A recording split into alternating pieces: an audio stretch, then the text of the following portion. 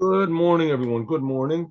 We're now beginning today's class. We're resuming what we learned yesterday, and that is we learned in the book Likuti Torah. We learned in the book Likuti Torah about what exactly happens when we sound the shofar, and what is Rosh HaShana, and what exactly does it mean that in the future, the days of the Moshiach, there will be a big shofar. There'll be a big shofar. What is a big shofar? So the Rebbe didn't exactly explain it yet, but he set the stage for the explanation.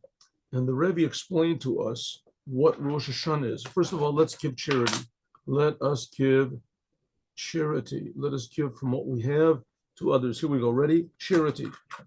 Charity saves from death. Charity brings all good things. Charity will bring the redemption. Give from what you have to those who don't have. All right, so yesterday we learned in this sefer, which is called Likuti Torah, which was written by the first Rebbe of Chabad. And in it, he explains the idea of Rosh Hashanah. Now, the Jewish people have been celebrating Rosh Hashanah since there's been a Jewish people, right? Since the Torah was given, even from before that, from Abraham. And it says that instinctively that the people knew what Rosh Hashanah was, that they knew what it was because it was not just part of the creation, it was the whole entire creation. So Rosh Hashanah is the day when God created man. According to the Torah, God created the world in 7 days, exactly 7 days. Each day has 24 hours. Each hour has 60 minutes. Each minute has 60 seconds, because the whole idea of time is based on spiritual principles that are eternal. So these eternal principles were manifested in the world when God created the world. And in fact, even more, these spiritual principles of time and place, and said they're there only for the world, because God wanted to create a world. So he created according to the system. There's a book called Sefer Yetzirah, and explains how it is that time corresponds to the 22 letters of the Hebrew alphabet, and etc. We talked about that a little bit. So suffice it to say that every day is exactly the way it was when it was created, and the world was created in 6 days. 6 days, and the seventh day, God rested. Of course, this is big mysteries what's going on, because it's happening right now also. It's just not happening in such a dramatic and revealed way as it was back then. But in fact, God created the world in 6 days. He could have created the world in one instant, because the whole world is something from nothing. So how long does it take to jump from nothing to something? It doesn't take any time at all. Before God created the world, there was no time. So as soon as he did, he created time. So why did he have to take 6 days? Because that goes according to deep, you want to call it mystical, Kabbalistic, spiritual principles by which the God created the world, which to us are not that important. I mean, they certainly are important. What is important is that the reason we're here is because on the sixth day of creation, God showed why he was creating this whole business, why he was doing it, and that he's created man. And he put the whole world in the hands of man. But until he put the world in the hands of man, God did it all on his own, obviously. But as soon as he put the world in the hands of man, what happened is that now God doesn't do things on his own anymore. At least that he doesn't want to. Doesn't want to do things on his own. He wants everything to depend on what we do. Of course, God took the Jews out of Egypt. It was on his own, etc. But nevertheless, it wasn't 100% on his own. God gave the Torah. God did it because the Jews suffered in Egypt and they went out of Egypt and they cried. In any case, God doesn't want to do things on his own anymore. And that's the whole idea of Rosh Hashanah. Rosh Hashanah is celebrating the fact that God created man and put the world in his hands. And that's us. Comes boiling down to the first man is exactly the same as us. Us, all humanity came from the first man. I mean, he had different qualities. It says he was high, entered as he was higher than man. He was bigger in physical size, and also he could see from one end of the world to the other. And there's all sorts of spiritual qualities that he had that ideally every man is supposed to have, but he lost it when he ate from the tree. But it's still waiting there for us. Still waiting there for us. And that's the idea of Rosh Hashanah. Rosh Hashanah is to try to arouse God to reveal what Adam was experiencing. to reveal this world that was obviously waiting to be fixed up. A world that was 100%, all the pieces were there, the puzzle, we just had to put it together. And since Adam sinned and the Jewish people messed things up, etc., also, so the world is pretty messed up. But now we fix it up by means of sounding the shofar. That's the idea of sounding the shofar. Says the Rebbe even more, that's we read on Rosh Hashanah, we read, there's 2 days of Rosh Hashanah. So on the second day of Rosh Hashanah, we read about the binding of Yitzchak, which that's the basis of Judaism. That was the 10th and the final test given to Abraham. The 10th and the final test, these are things to test people's personalities. Are you really devoted to the Creator? Are you really devoted to the truth? So God said to Abraham, take your son and sacrifice him. This is pretty weird to base a religion on a thing like that. But the Rebbe said, no, it's not. If you look at it Kabbalistically, Yitzchak symbolizes separation, separateness, severity, a lack of harmony, if you want to call it, Yitzchak. On one hand, that's a very good thing, because if you're totally devoted to God, like a flame, and you don't think about anything except for what God wants, that's wonderful. You're changing your whole nature. But on the other hand, Yitzchak also represents to be severe. Yaakov, Jacob, that's harmony. And Yitzchak is what's called Gevura. Right? And on Rosh Hashanah, we read about how Abraham, who he represents love, overpowered Yitzchak. He bound up Yitzchak.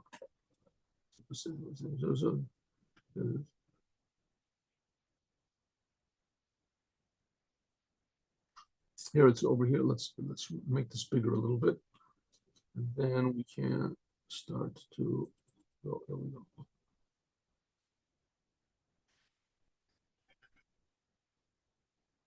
So the Rebbe said every Rosh Hashanah, there's a brand new life force coming into the world when we sound the shofar.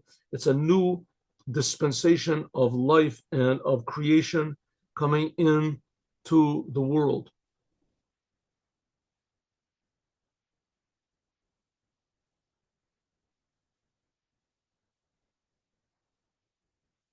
It says God made the world, so that's what it says. God, that's what. Let's go back to what we're saying. God made the world in 6 days. Let's have a pointer. God made the world in 6 days. On the 6th day, He created man. Man then sounded the shofar. Man now is working from below to above, and the whole world depends on man's work from below. But God, all this is also only in time. Above this, there is no such thing as time at all, because time is a creation. So above time, there is only the Creator. That includes all time. The whole 6,000 years is like 1 second in front of God. From there, it's drawn down life force to Rosh Hashanah for 1 year. And afterwards, from Rosh Hashanah, which is called the month that the moon is covered over, namely on Rosh Hashanah, is like just a point of life is revealed in the world. I know, the first point of life, which includes in it all of the world, the whole entire creation for the next year. It says it comes from the fact that the previous year's life force goes up and is included in its source. And by means of the shofar and the prayers, we draw down a new life for the next coming year. Therefore, Rosh Hashanah, we say in our prayers, is called the beginning of God's deeds. What does it mean, the beginning? That we begin a whole new year. But nevertheless, it is only a remembrance for that first day when God created everything on His own. So it's true, God put the whole thing in our hands, but we have to not forget that we are also God's creations. We're also miracles from God. So don't think there's two things. There's us and there's God. It's not. It's really all just God is doing the whole thing.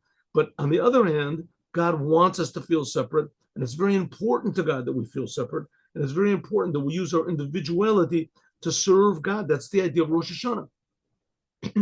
But now it says everything depends on what we do from below. Namely, that's all because how we act from below, this is what draws down afterwards a life force into the world. If so, hare, we did this yesterday. Hare bechinas Rosh HaShana. If so, the Rosh HaShana now is a severity. God judges the world. God is very severe on Rosh Hashanah. He judges the world according to what we did in the previous year. But nevertheless, we have to remember that the judge in this case, it's a fixed trial, because the judge is our Father. Even though that in the end, God's kindness and God's love overpowers all of these severe considerations and judgments and criteria that he has in order to give his blessing. So the whole year depends on God's blessing, the coming year. And God said, let's see what they did last year. I gave them a big blessing last year. Let's see what they did with it. Hey, it doesn't look too good over here. 1 second, let's look over here what he did. Oh, wow, it looks pretty bad. Maybe another place. Let's see what they did. So God looks at all the Jewish people and he thinks, listen, it's not going to go. I've been giving them life already for thousands of years and they've really been messing it up.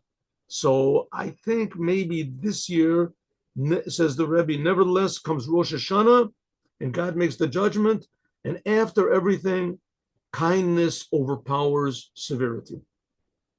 And therefore, we read on this Torah portion this week, in other words, God overlooks all of his criteria and all of his details and all of his expectations on the Jews. He says, you know what, I'll give them another chance. That's why we read about the binding of Abraham, binded Yitzchak, which that's the whole secret of Yitzchak, is the whole secret, the mystical. He corresponds to the mystical aspect of God's severity. And Abraham is chesed, kindness. And this is showed that, and therefore the binding of Yitzchak, that's what we read about, how Abraham bound Yitzchak, and he was about to kill him. Like that's what God told him to do. And that shows on the overpowering of the kindness, the love of Abraham on the severity of Yitzchak.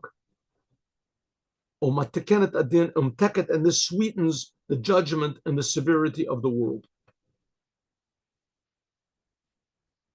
So that's what happens every Rosh Hashanah, that God resumes his place as the boss, and he says to himself, even though the Jewish people, maybe they don't deserve it so much, but nevertheless, I remember that first day that I created everything from pure kindness, and therefore I'm going to be kind. That's what happens every Rosh Hashanah. But nevertheless, it is not similar to really that first day when God's love was alone. Then God showed his love alone, on his own.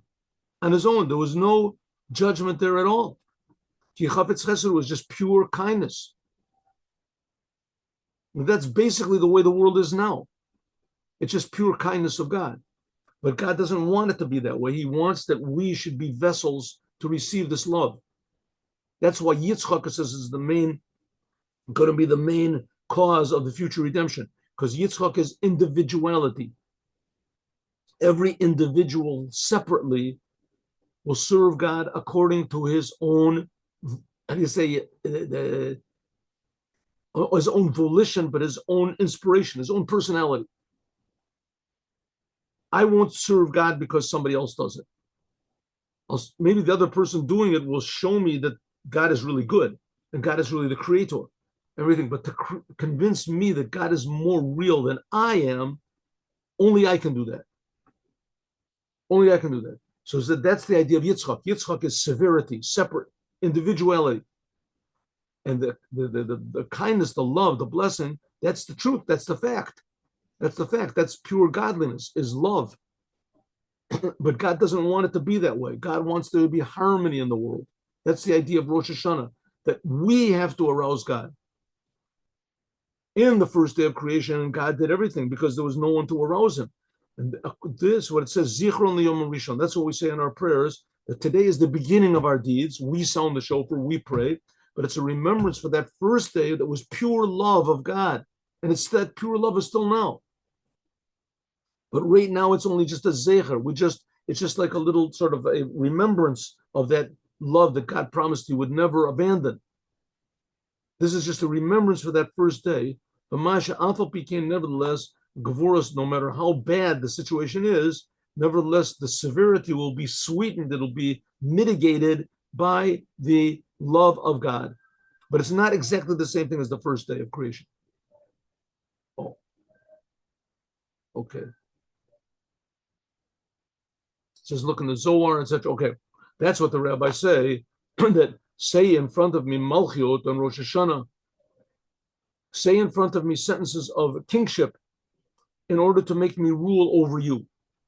That on Rosh Hashanah, there's two main prayers every day. There's what's called in the daytime, there's the daytime prayer, and then there's what's called the Musaf prayer, the additional prayer. And after the main prayer of the day, we sound the shofar. That's before the Torah is read. But when the Torah is read, but then afterwards, there's the Musaf prayer, and the Musaf prayer is a little bit. Musaf means the additional prayer, because when there was the temple, they would bring additional offerings. So in this Musaf prayer, we sound the shofar in the middle of the prayer, and also in the repetition of the prayer, we sound. But this Musaf prayer, the additional prayer in Rosh Hashanah, is different than all the other prayers of the year. All the other prayers of the year.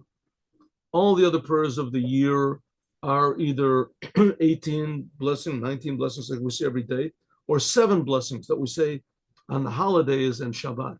And on Rosh Hashanah, we say 9 blessings. Why? There's the first 3, which are standard, the last 3 blessings in the Musaf prayer, and then there's 3 blessings in the middle. And they're long blessings. And the first, each one brings 10 sentences from the Torah. The first of the 3 middle blessings is saying that God is a king. 10 sentences from the Torah proving God is a king. Then there's 10 sentences from the Torah showing that God remembers, he cares about us. Then there's 10 sentences from the Torah which prove that God listens to the shofar. Listens to the shofar.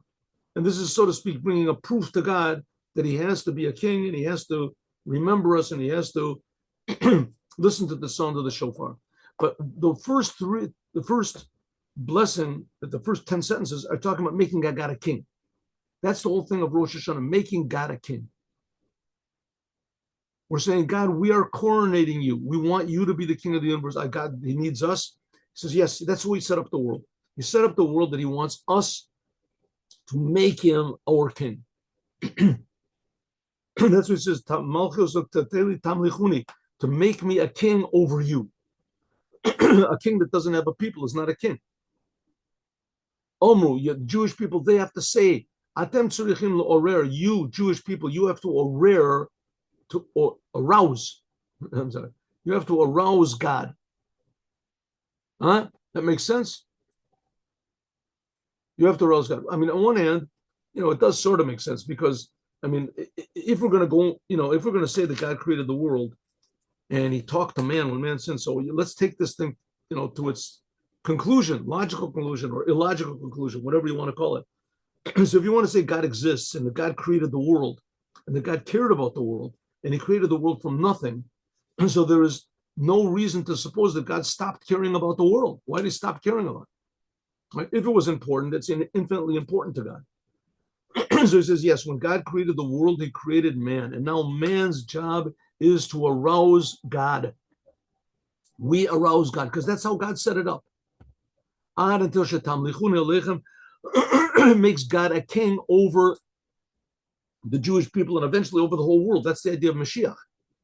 Mashiach will make everyone in the world recognize that God is the creator and that we should act according to what God says, the non-Jews 7 Noahide commandments, and the Jews all the whole Torah. That's the idea of Rosh Hashanah, that it depends on us. We are important. We are important to God. But Rosh Hashanah is supposed to be that we show that God is important to us. We want God to be our king. And this is drawn down life from God's kingship. Okay. What does it mean to make God rule over us? We want to coronate God. What does it mean? If you know it, it's known that there are 2 aspects of godliness. And that is called Memali Kolmim, how God fills the world, and how God surrounds the world. two aspects of God. Generally speaking, that God fills the world is how everything is different from everything else. Everything in the world is different from everything else. There's no two things, nothing, even atoms. There's no two atoms in the same place. There wouldn't be two. I mean, two, there has to be a division between them. So everything in the world, this physical world, is different than everything else. No matter what it is, every molecule, every atom, every quark, every this is different. If for no other reason, it's different in place, it's different in time. Everything is different than everything else. That's the way God created the world. That's called how God fills the world. Everything is different. On the other hand, everything is the same. It exists. It's a world. It exists. Spiritual, physical, it's all existence. And that's what's called Soviv Kolim. Soviv Kolim is pure existence of God. That God makes things exist. Now, both of these things are just aspects of the world. They're aspects of godliness, if you want to call it, because the world is godliness. Godliness. But generally speaking, this Mamali Kolim, that's God's speech. And Soviv Kolim, that's like God's thought. Something like that. Okay, Soviv Kolim, the word itself means that you can't define it. Soviv Kolim means it surrounds all definitions. Olam, world, is definition. This is Soviv, it is around all definition. But generally speaking, there's two aspects of God. One, that God creates everything differently and enlivens everything according to its nature. And the other one is that God creates all being. All being exists. Angels exist. People exist. Rocks exist. They all partake of existence. Perish, what does it mean? Mamalikom, what does it mean that God fills all the worlds? We're going to see what this has to do with Rosh Hashanah. Well, first of all, it has to do with Rosh Hashanah because Rosh Hashanah is the day of God's creation. God creates the world with these two different aspects: how He fills the world, that everything is different, and Soviv Kolim, how He, so to speak, surrounds the world, like pure godliness. That's everywhere equal. What does it mean? Mamalikom, that God fills all the worlds. This is the life force which is enclosed in the worlds, each one according to its level. Each and every aspect, each and every detail of the world, physical, spiritual, all these spiritual worlds with these angels, and then there's the sphirot, the spheres of God, and the upper worlds. Everything receives its life according to Shiri Delay, according to what its nature is. Neshamos kach, malachim kach, souls receive this type of life, angels receive this type of life. This is what's called koach hapol. This is what's called God's creative force, shemalubash, which is clothed be'anifal, in the creation, betocho mamash, inside of it. Ad until shagam bagashvis, even physically, ein lecha esav, there is no esav, there's no grass, blade of grass, she'ein lo mazal, that hasn't got some sort of a spiritual force which hits it and tells it to grow.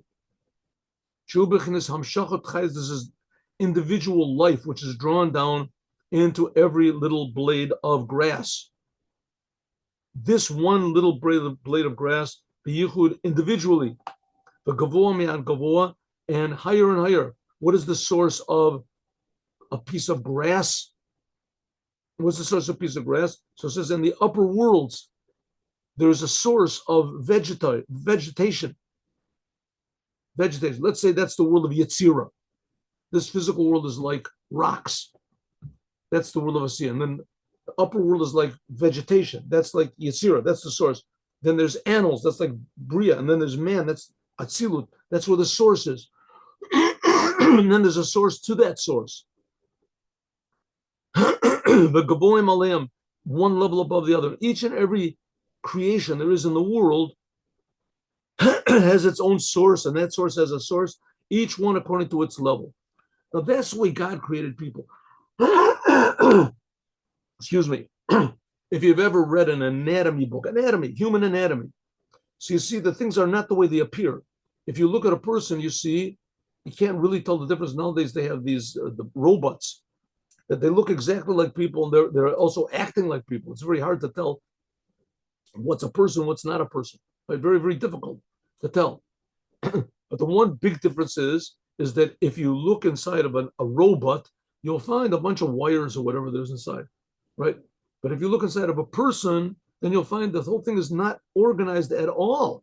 It's tremendously disorganized. The heart is not exactly in the middle, right? And the brain is one lobe like this and one lobe like that, and they have no apparent connection to anything, right? You can't see in the brain, you see thoughts, which is not the case in a robot, right? In a robot, you can see there's electrodes and there's this, you can see the electrodes firing off.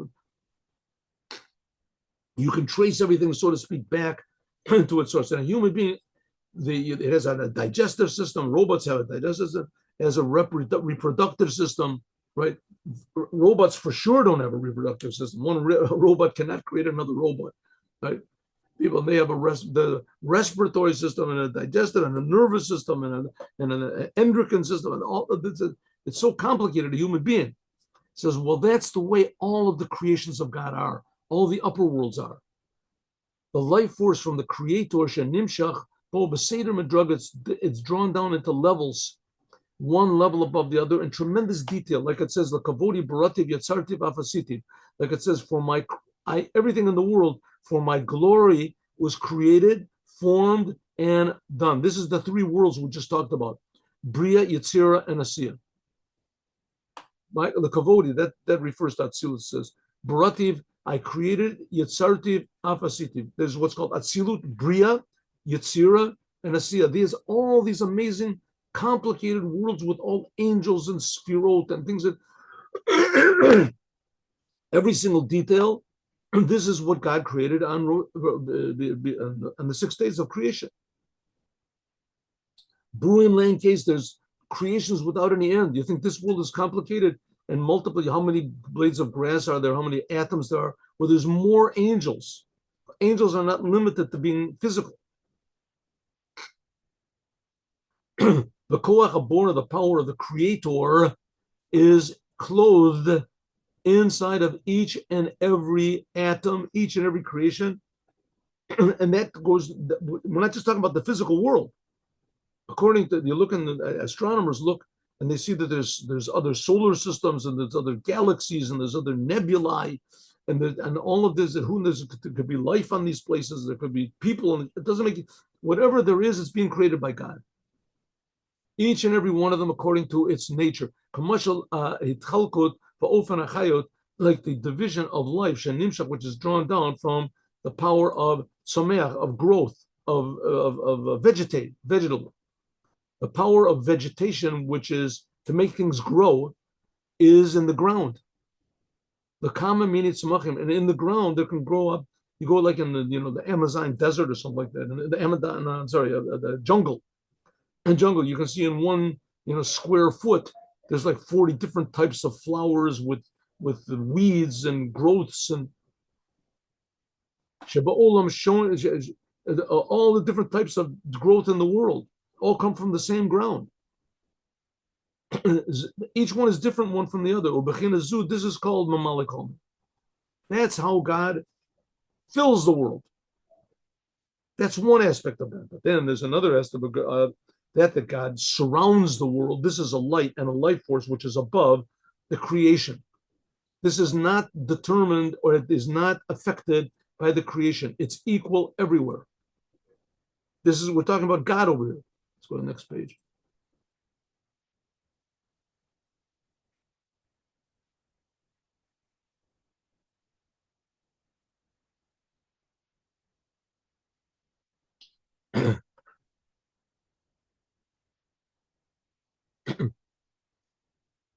This is a life force which is above all of the worlds.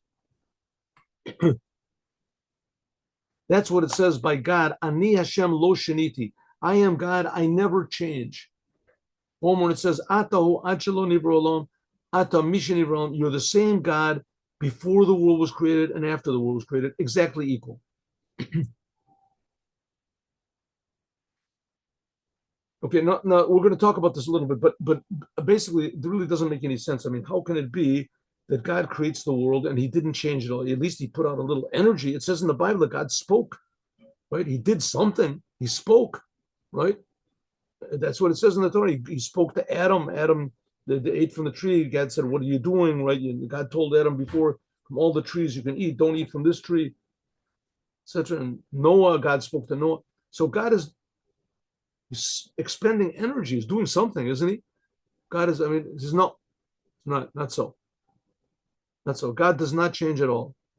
I mean, first of all, you can sort of understand it because God is creating the world from nothing. So we don't know what nothing is. And the fact of the matter is that because the world is made from nothing, so everything is basically nothing now. So if it's nothing, how can it change God? Right? How can it change God if it's nothing? Right? Subtract, you have $1 million in the bank, subtract nothing. Or take, $25 trillion, right? Just remove the 25. Now you have all these zeros. How many are the zeros? Are there? Let's say, I don't know, 15 zeros, 21 zeros. You have to remove the 21 zeros, right? Remove the 21 zeros. Is there any difference if you have 21 zeros or you have 5 million zeros? They're all zeros. What difference does it make how much? God made the world from nothing.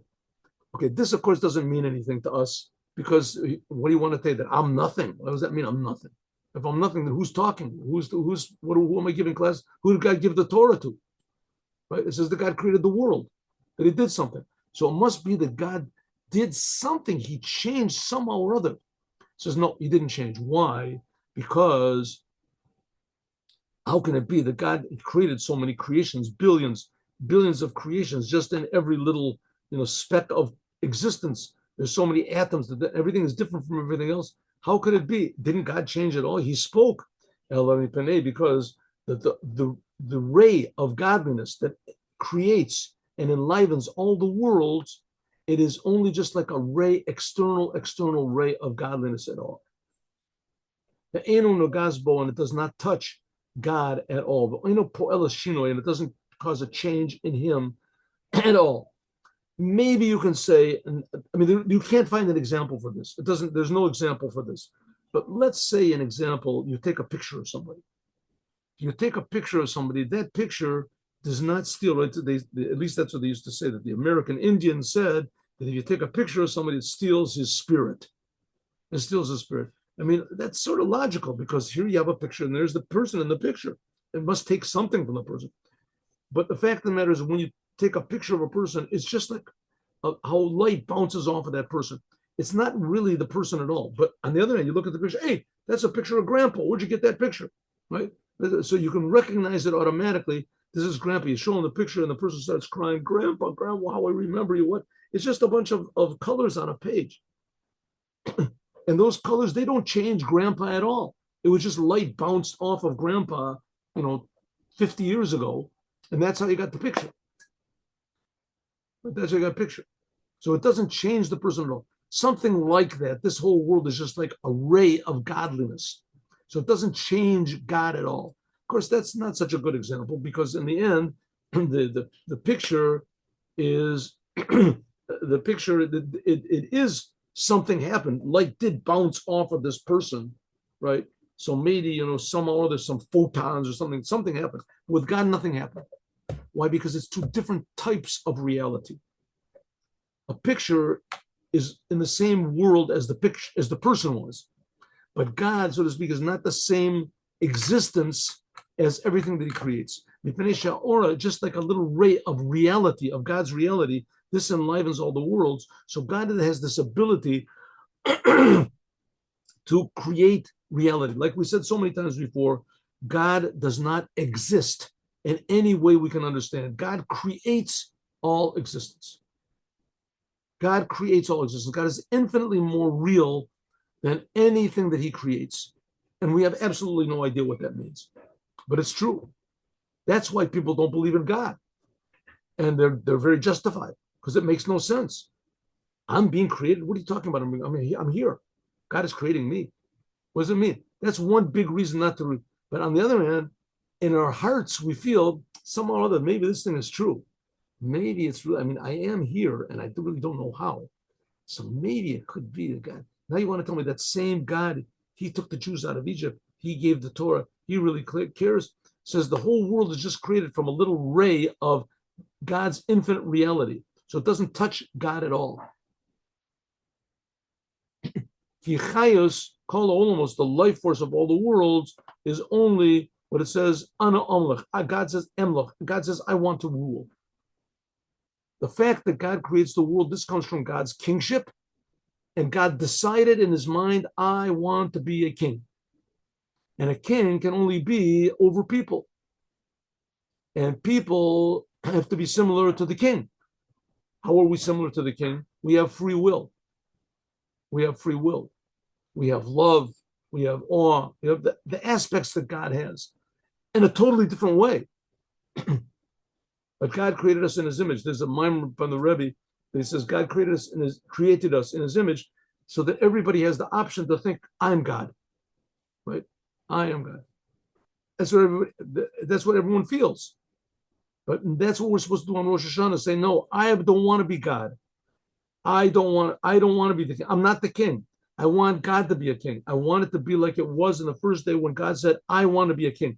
This God's aspect of kingship. That's what creates all of the worlds. And that's why God is called the king. But he's called the king, he's called an elevated king, so to speak, over the world. The world doesn't exist and God cares about it. God cares about every detail. The world does not really exist and God cares about it. How can it be if it doesn't exist? So because God is bringing it into existence from nothing constantly and he cares about it. This is a little bit hard to understand. It's not hard to understand. It's impossible to understand. But that's what Judaism is. That's the whole life force in the whole world, and it does not touch God's essence at all. This is something like a physical king, that the king is in existence on his own, and that's what he's called a king over the country of Medina. That the king makes a decree. It doesn't remove anything from the king. Right? The king makes a decree. Every Monday, everyone will stand on their right foot. A decree on the king. Right? That decree did not take anything. Now everybody's standing on the right foot. It doesn't have any effect on the king.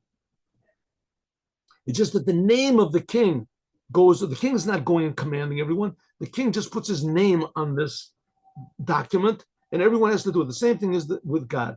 God's name is what is creating the world. But something like a genuine king cares about all of his subjects. And that's the end of what the rabbis say. Before the world was created, there was only God and his name alone. But God's essence, this is much higher than even being a name. And this is what's called how God surrounds the worlds. Therefore, the creation is called something from nothing. The world is something and God is nothing. Well, that's blasphemy. Saying God is nothing. We just finished saying God exists, he creates the world, and now we're saying God is nothing. Pirush, what does it mean? The creation of the world, cause and effect, is the cause has an effect. I'm sorry, the cause is affected, it has an effect, it creates, but it's also affected from what it creates. Hashpato bo gorem shinoi. And there's a change in the person, right? A worker digs a ditch, a builder builds a building as he has to expend energy. It has an effect on him. Because the cause is putting energy into the effect. That's the way physics works, right? Like coming from a person's intellect to his emotions, from emotions to thought, from thought, etc., to speech. Each one has an effect on what's below it, but it also has to expend energy. It's changed. That's what's called something from something else. But God created the world yesh mi'ayin, something from nothing. It's not so. All of the life of the worlds, all of the existence of the worlds, asher boyim, that's in them, comes from God's the emanator. It does not come from the essence of God at all. It just comes from this little ray of godliness. Now, that does not mean that the world means nothing to God. Exactly the opposite. God is creating it. But he's creating it in such a way that it's so tremendously concealed, that God is so tremendously concealed from us, that he's called nothing. God is not a thing. And that's what happens in every Rosh Hashanah. We draw down from brand new this level of God's Soviv Kolomi. And it's drawn down. Every Rosh Hashanah, it's not just drawn down God's kingship, Liot Ana Emlach, it's drawn down God's desire to be a king only for 1 year. That's the way God made it. What happens at the end of that year? That's right the night of Rosh Hashanah. All the life force goes back into its source. He goes back to be the king like it was in the beginning.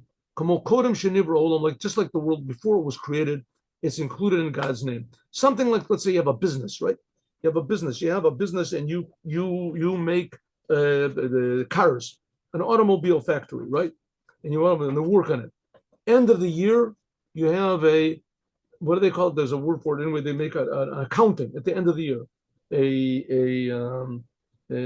Closed for, there's a word for it, it skipped my mind. But in any case, at the end of the year, they have 1 day where they close the whole thing down and they make an accounting.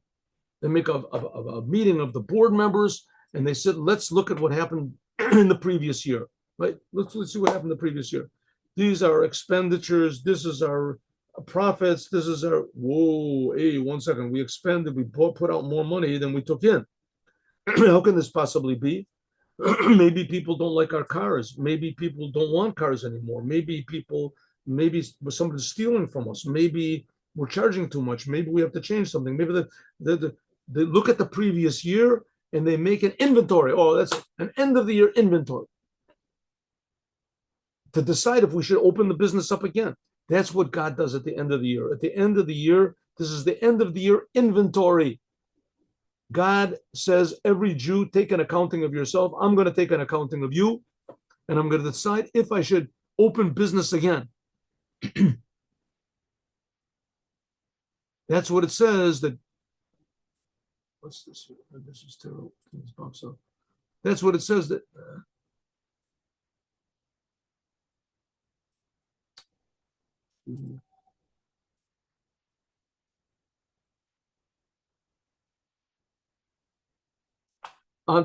Then afterwards, the life force goes back up. God makes inventory and he decides if it's going to be the next year. Like it says, Hashem Eish Ochla, that God is a consuming fire. What does it mean? Just like fire, that it goes up back to its source. That's a fire goes up because it's trying to go back up to its source, it says. It says, and therefore, almost we have to say on Rosh Hashanah sentences of kingship and sound the shofar in order to make God rule over the world. That should be drawn down a will, God's will to rule. I will rule. Hainu Amshachas Or Chadash, drawing down a new light from what's called how God surrounds the worlds into how God how God creates the worlds. So from the God's essence, so to speak, here it's called Sobiv Kolmim. We draw light down into this world, and that light is called the world. It's called me and you. And that's what happens on Rosh Hashanah. That's what it means. We say in the Musaf prayer, we say sentences of kingship. We make God a king. Then afterwards we say, what do we say? There's 3 blessings we say on the Musaf prayer: making God a king, remembering, and listening to the shofar. It says afterwards we say 10 sentences about how God should remember. And what does that mean? This we're going to talk about, God willing, tomorrow.